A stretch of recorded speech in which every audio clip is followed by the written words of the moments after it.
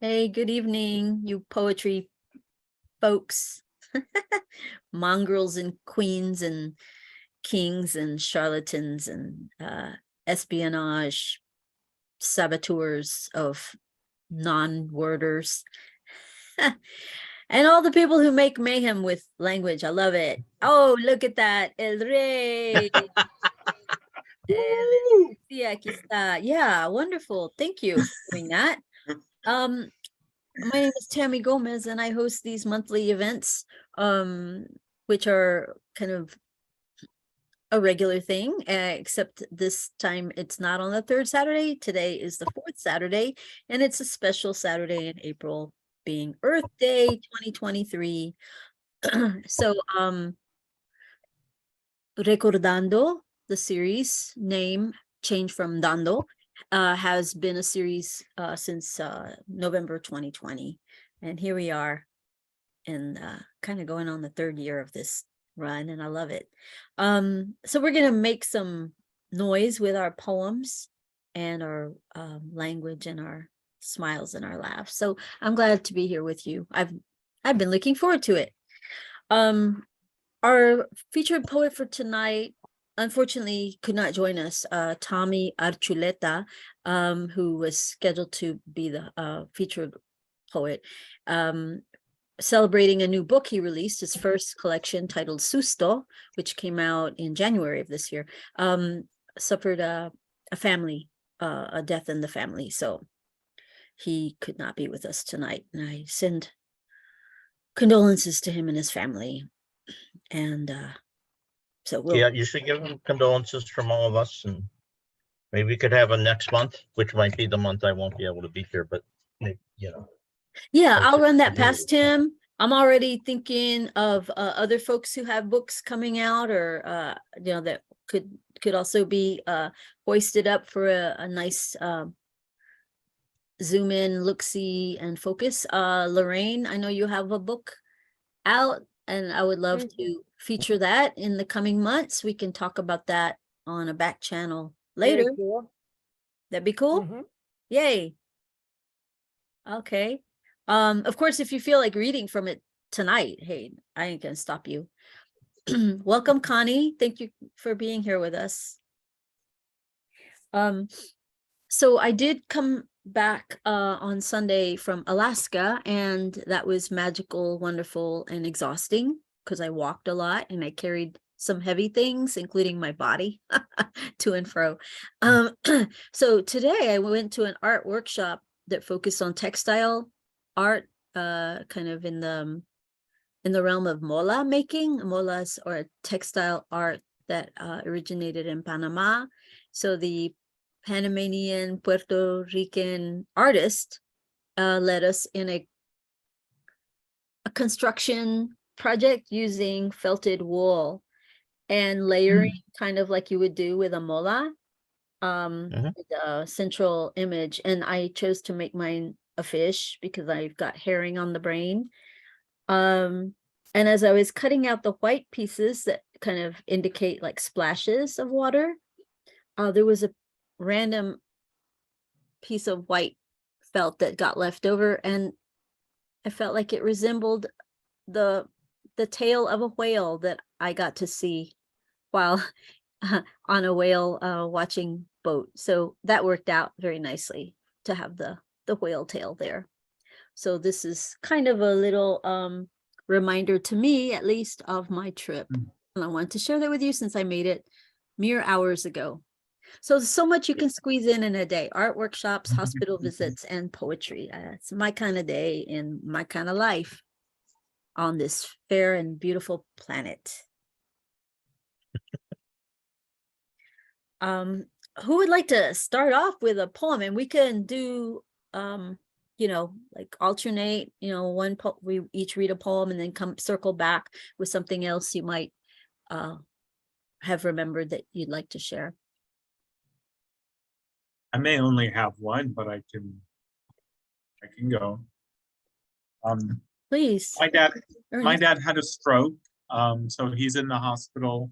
Oh, and no. yeah, I've met your father. I've met your father. Yeah, yeah. So I'll be headed to San Antonio on Friday, so I'll go visit him. But so I wrote this since it's happened. I'm not designed for this stress. I begin to question the capacity I have to hold water and earth. I question if car crashes in hospitals, if deadly diseases in isolation can be met with tropical sunshine and cacti, if life can balance art on the walls and terror in the room, if grief wouldn't bust the well or wouldn't give the earth mud. Am I enough for this life, for this world, this city, this cell phone, this pen, this paper, this hand cramp? Can the language laced out by this drying black pen balance the car honks and ambulance screams? Can this paper and erosion and pollution and plastic and sea and stars all coexist? Can I ask nonsense and be held open for the sunbeams to hit? When it's daylight, not this night by LED bulb, corded to the power grid with the AC sucking air and coal and hydraulics and whatever else this first day of warmth of the year. The cherry is blossoming. I bought Gerber's today because life is so hard I needed to. A friend met me for lunch. He let me hug and say, I love you. My body is made to work and to break down, to die, but also to thrive alive. I grow hair and fingernails. My skin stretches tall the sizes I've been. When I lost teeth, I used others. When I bit my tongue, it healed. It really healed. Some scarred tissue holds me closed, but it holds me. I am made for this pain. I'm human, so I question my capacity, but I'm human of the cloth to invent flight to our flightlessness too. Wow. That was wonderful, intense. Thank you. Yeah, my first impression, I mean, I like that felt like a prayer challenge, like a challenge to the idea of prayer, you know, because yeah, I saw it like I'm not going to kneel and ask for things. I'm going to assert what the hell is up and how I'm going to plod through it. And I think there's a lot of strength and courage in that work. I like it a lot. Yeah. And I love the velocity with which you presented it, because it kind of ups the ante and creates a sense of urgency that I think you're probably feeling. You had a moment. I was going to say I dedicated to Thich Nhat Hanh because I kind of felt that I've learned so much from him over the last year. Well, I kind of informed this. You had a moment in that, and I think the line was, or this the paraphrase maybe, I grow hair, I grow fingernails, and you know, amidst all the other stuff, that pulled me completely into my body. Just someone just want to let you know that, like, when you say that, at least, I mean, perhaps that happens to more. I mean, and the piece itself does so anyway, but that moment was very forceful. I was like, you know, it wasn't just a matter of empathizing, or the fact that I grow hair and fingernails, but I write about growing hair and fingernails also sometimes and stuff like that, you know. And I mean, and I have a whole book about teeth, and you know, so, but me, that being in the body is one of the, putting someone in their body is such a great way to, whether intentional or not, to make them really present to where you are. I'm just thinking. I know it's not a critique session. Yeah, maybe I should share the Earth Day stuff I wrote today. I don't know. It's rather different than that. I've also been writing grief stuff, but some of both tonight, but in whatever order makes sense to you. Connie, are you back with us? I see that you checked in again, so just want to be sure we've got two Connies, so I'm a little confused. If you could unconfuse me about that, that'd be welcome.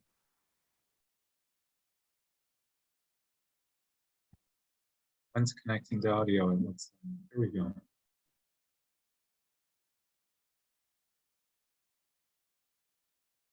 Or waiting to. Hello.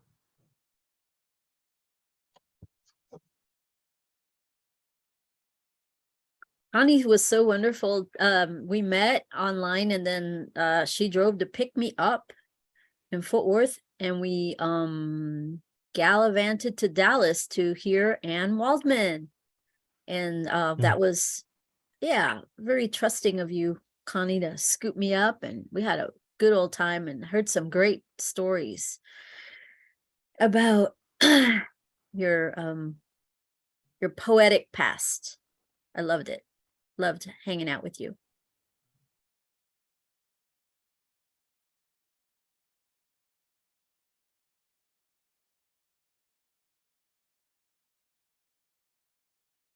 Well, maybe I should read. I don't know. Yeah, sure. I can't tell. Okay. I mean, this is unedited, is the thing. I just wrote it today sitting in the woods. And it's just descriptive, I think, but I think a bunch of other stuff happens. I don't know. Alone in a crowded, sunny Saturday park, I seek a quiet place to listen to the breeze through my tinnitus. Hop over a tiny hill from parking lot in search of a hidden table, and so much better yet, I find a sitting rock, old companion of many forms and wares, perched beside a steep trail leading down to gully. The parking lot machine is gone, and breeze is very slight, so its leaf reeves are barely audible above the ring. Puncturing the still are distant shouts of kids and dogs, a few stray birds, and the rivery sound of traffic cruising down the boulevard nearby. In front of me presides an ancient pine whose cracked and lichened bark emerges from a 3-foot base to spire up 70 feet or more, bent twice as it thins toward the top, at angles that are easily seen as wizened.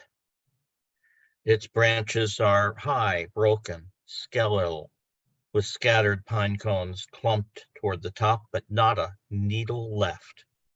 Revealed, the base, which looks so sturdy, may have given up, its mulch and vesicles desiccated by drought, a monument to time, still sheltered by thriving bay and fir nearby, and waiting for enough hard rain to runnel down this hill and loose the roots, followed by a wind to send it keeling.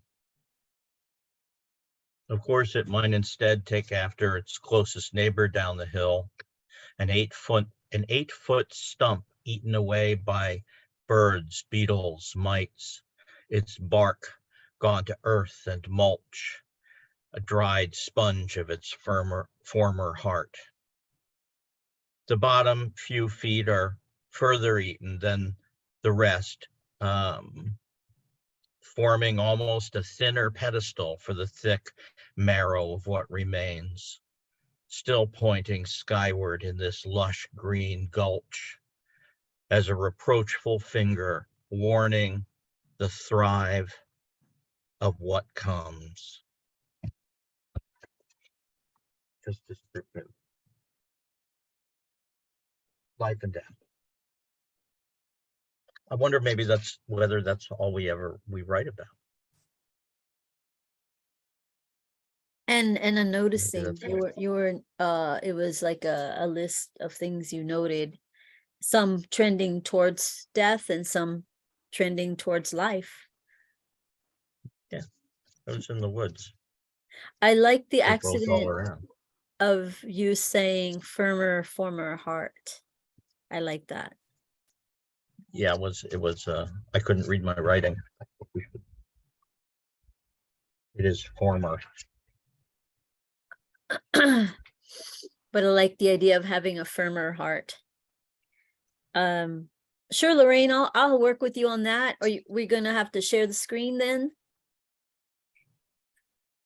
Sorry, I'm getting a back channel message from Lorraine. Oh, ooh, back Hey. channel. What's that? Sorry, I could send you the file if you want to do that, or Yeah, that's probably a better idea. So I can look it up on my phone. Do you have my email Right. address, or how will you send it? no, I'll send it through chat. Okay. So give me a minute for that to work out. Richard, that was lovely. Do you have more writing from that sit in the park? No, that was just today. I have more writing from recently here. Just started, but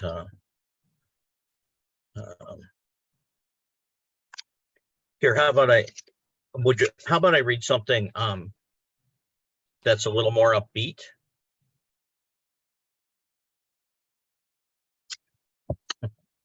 That's purely upbeat. Is that okay?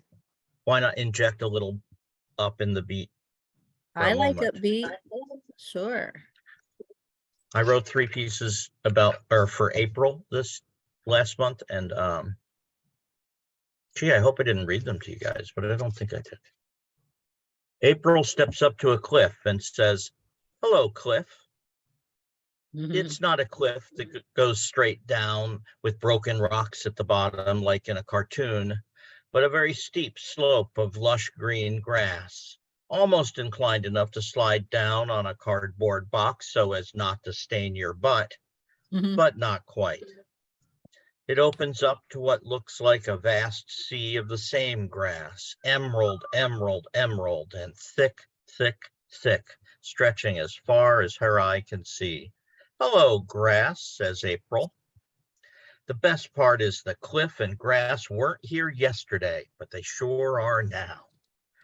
This used to be part of a college town, which is still bustling around here somewhere.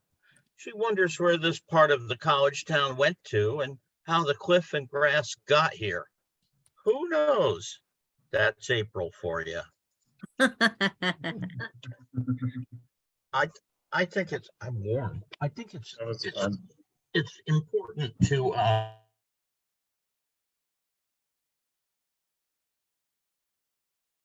Uh-oh, I froze.